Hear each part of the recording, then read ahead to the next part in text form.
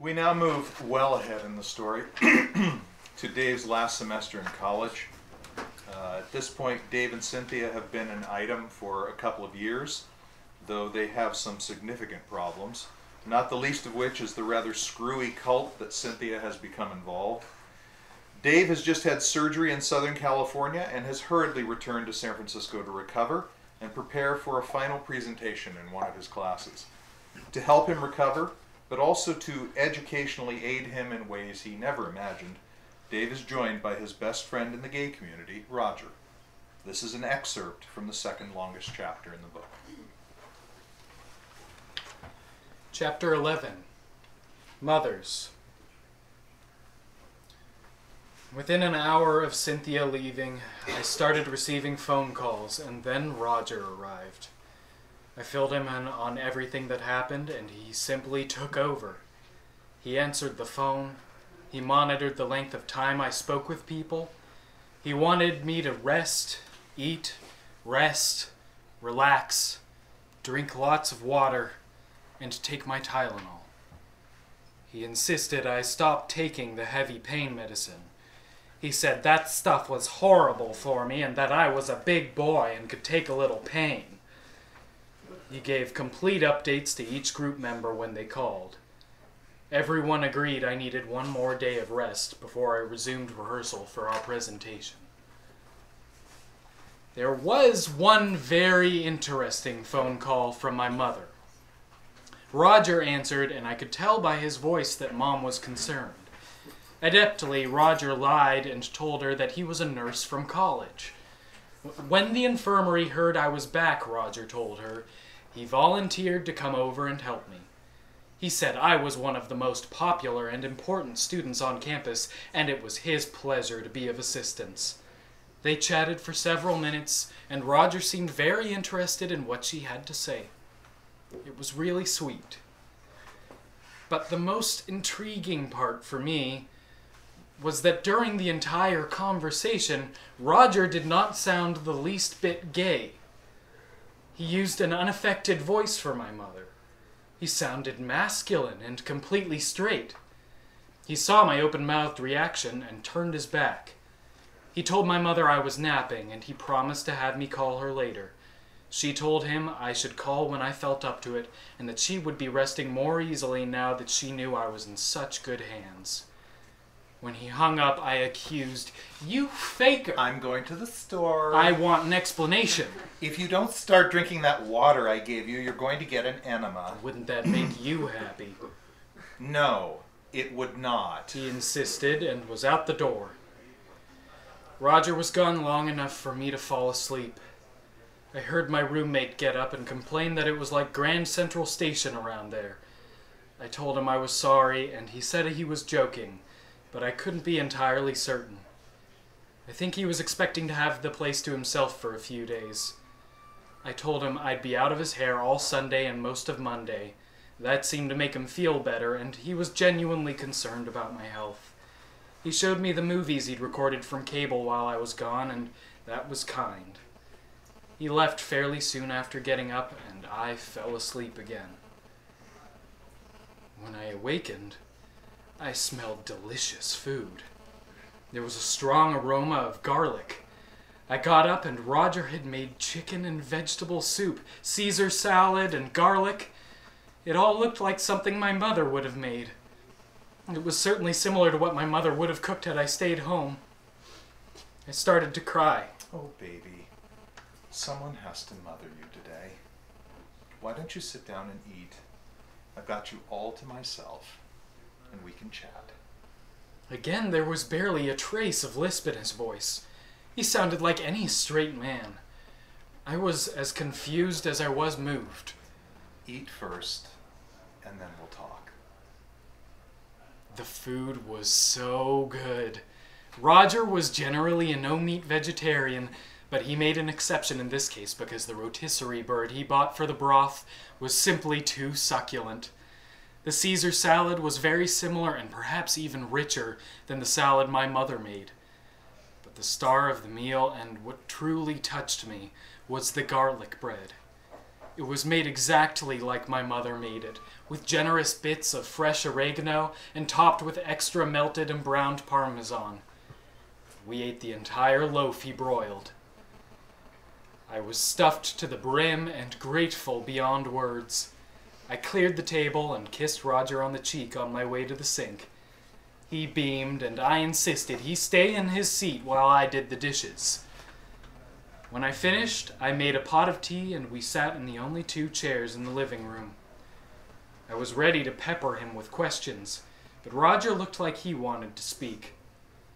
I waited patiently while he gathered his thoughts. Sometimes I get very tired of being a fag. I never get tired of the sex, mind you, or the freedom that comes from being gay, but I do tire of the stereotypical fag part. I think it holds me back. I think it holds us all back. It makes us a joke, a cliche, something other than what we are, which is human beings like everyone else, and specifically for me, a man. But you're bisexual, right? Or you were at one point? Not really. I've always been gay. I fucked women because my dick was constantly hard and there were no gay men around that attracted me. Where I grew up, a small town in Ohio, you had to really look hard to find someone and you ran the risk of getting stomped. I knew early on that I was more attracted to men than women, but it would ensure my survival until I could leave that place to keep my true feelings hidden and learn how to fuck with what was available while I waited. Jesus, Roger. I know women who would kick your ass if they heard you talk like that. Like you haven't said the same thing? Granted. But then why the lisp? When did that start? As soon as I got here. I mean, the very first day I walked into the Castro, I was the complete lispy swish. Why? Was it necessary to meet people? I suppose it's like going to a foreign country. It helps if you know the language. But you're trapped by it now. Not all the time. Not as much as when I first got here. When Tim and I are by ourselves, we often drop the lisp and sound like any guys, though we are both neater than most men, including gays. I noticed that. Yes, and I've noticed that you have improved quite a bit in that regard since we met. There you have it. The gay influence. You know, Dave, and Tim agrees with me on this. Just a different chromosome or two, and you'd be gay. I smiled, not because I agreed, but because I'd come a long way to hear something like that and not react badly. I said, well, you and Tim can speculate all you want about my chromosomes, but there is nothing homosexual or bisexual about me. I could neither suck cock nor have one inserted in my ass. Ever. No. You don't know what you're missing. And I don't want to know. Aren't you even a little curious about it? No, Roger, I'm not even into anal sex with women. I tried it once but stopped immediately because I thought she was going to split in half. Yeah, I know. But men are built differently than women. The sensation is completely different for us. Whatever, Roger. Why are you pursuing this with me? I'm not interested. You should be. We're becoming friends, right? Don't you talk about sex with your friends? Of course I do. Though I write about it more than I talk about it, but that's just me. Sure. That's what's normal for you. Did you ever consider the same things are normal for us? I haven't really thought about it. Well, David, here's the deal. If you want to be my friend, it can't just be with that part of me that you relate to or that's comfortable for you. A friend is someone with whom you don't have secrets. A friend is someone you understand and accept as they are. Roger, I'm a little confused right now. What is your point? My point is that if we're really going to be friends, there can't be a part of my life, a huge part of my life that I can't talk about with you because it bothers you, or it makes you uncomfortable, or that you find threatening. It shouldn't be that way. You're straight. You're not going to become gay by listening to me talk about men any more than I'm going to become straight listening to you talk about women. On the other hand, you might become a little less ignorant and a lot more tolerant. I winced because I knew Roger was right. I also winced because I feared I was about to hear Roger tell me how good it feels to have a cock rammed up his ass, or how much he loves the taste of semen and sperm. Roger, this is hard for me. Oh, I understand that, Dave. It's difficult for all straight men. That's part of the problem. You've been so conditioned into a gag reflex that you've forgotten the essential truth that straight men are just like gay men when it comes to sex. It's as normal for us to fuck men as it's normal for you to fuck women. It's as normal for us to want to be fucked by a man as it is for you to be fucked by a woman. We fantasize about sex the same way you do, and we both like getting blown. Frankly, I think men are better at it than women because we know what we like. I'll have to take your word on the blowjobs. I don't know, though. I've had women that understand exactly what I want and have had at me like I was their next meal. Great. You know, Go on, Dave. Say it. It's fucking filthy, Roger! Taking it up the ass is fucking filthy! Do you suck a cock that's bit up your ass? Does someone suck yours? Does it taste like shit? That just sounds awful to me. Do you at least wear a condom or two? Do men bleed from the ass while you're fucking them? Oh god, man, have you ever sucked a cock that has shit and blood on it? Don't fucking answer that question, I don't want to know. You know, a lot of people, well, straight people, think this new disease that's going around is because gay male sex is completely unhygienic.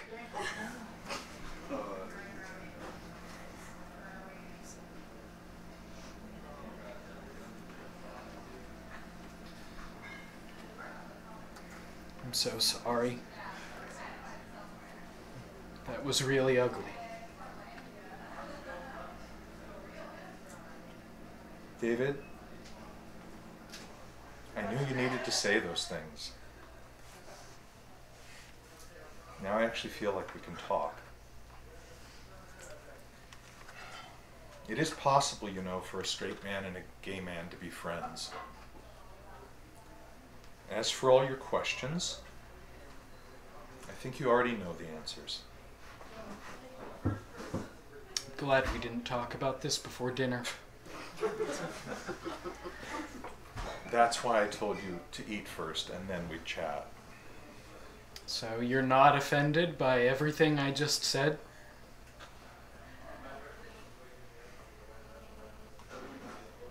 I don't feel any worse than you do for having said it. I was bothered we'd not talked about it before. Don't you feel better getting it off your chest? Is it okay if I say no? Of course. I suppose I do. Give me a little time. You've dumped a lot on me here. I'm still getting used to your real voice. I need my mommy. I'm your mother today, David. Thank you. But Roger, wouldn't you and Tim be happier to simply be yourselves all the time without the affectations? Probably. But the affectations can also be really fun. You've seen that, and they're a magnet for all the young studs fresh into town, especially at the baths. So then you and Tim aren't monogamous? No, not quite. Not yet, anyway. We've talked about it, though. I swear the problem is Hillary. He's such a slut and constantly introducing us to these horny guys. What about Terry? Aren't they still together? David. Terry is sick. And Hillary won't touch him anymore. Well, that's rude. You're right. It is rude and despicable. But he's also probably pretty smart. It looks like Terry has that new sickness. I'm sorry. It's getting to be a scary time, David. More and more people are getting sick. And no one knows why. I think it's going to get a lot worse before it gets better. Great. That's all the world needs. Another reason to be antagonistic toward gay people. I'm really sorry about what I said earlier. I got news for you, sweetie. I don't think gays are the only ones that are going to get sick.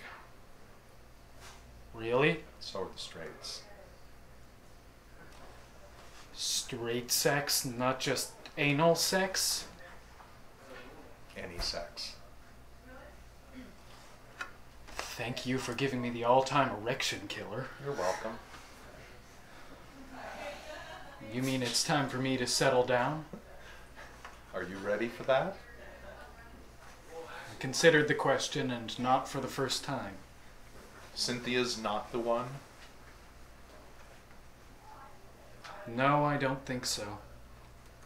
Not as long as she's into that weird shit. It's a wall between us. You better let her go then, before you're in too deep and can't leave without a huge mess. What about the dyke? What's her name? Are you talking about Gwen? Yeah, I've heard you talk about her with your roommate. Don't you two have some huge unrequited boner between you? Yeah, we do. Well? Number one, even though she says she might be moving back, Gwen doesn't live here.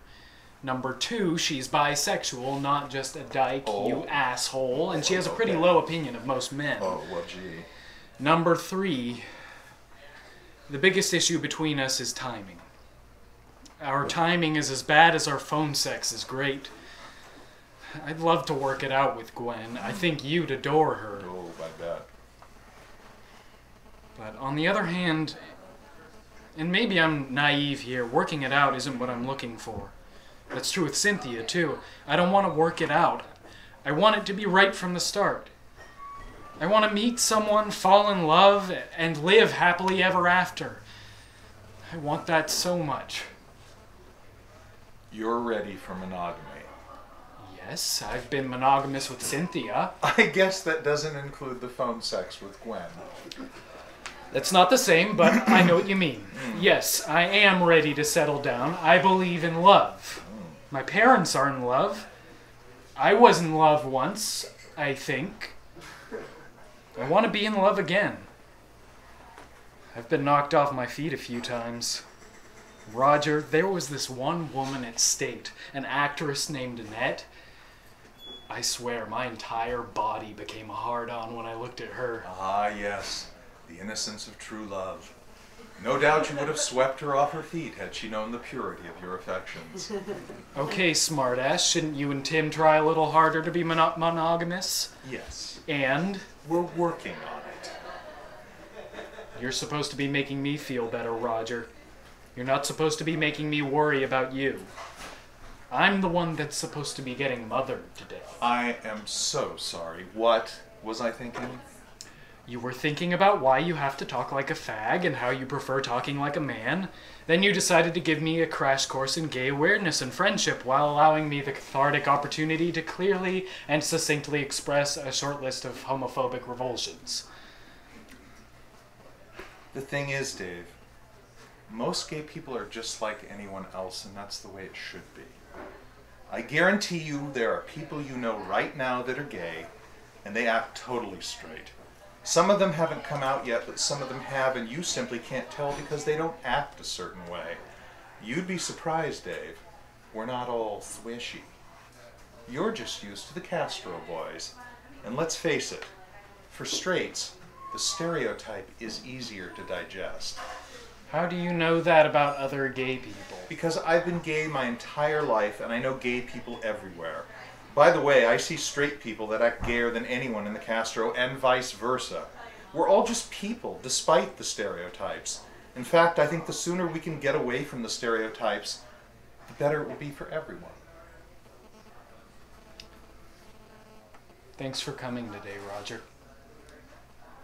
You don't want me to leave yet, do you? No, I just wanted to thank you. You're welcome, David. What do you want to do now? I brought over a movie, What did you bring? the way we were. I don't care much for her, though I adore him. I knew it! Me too, see, David?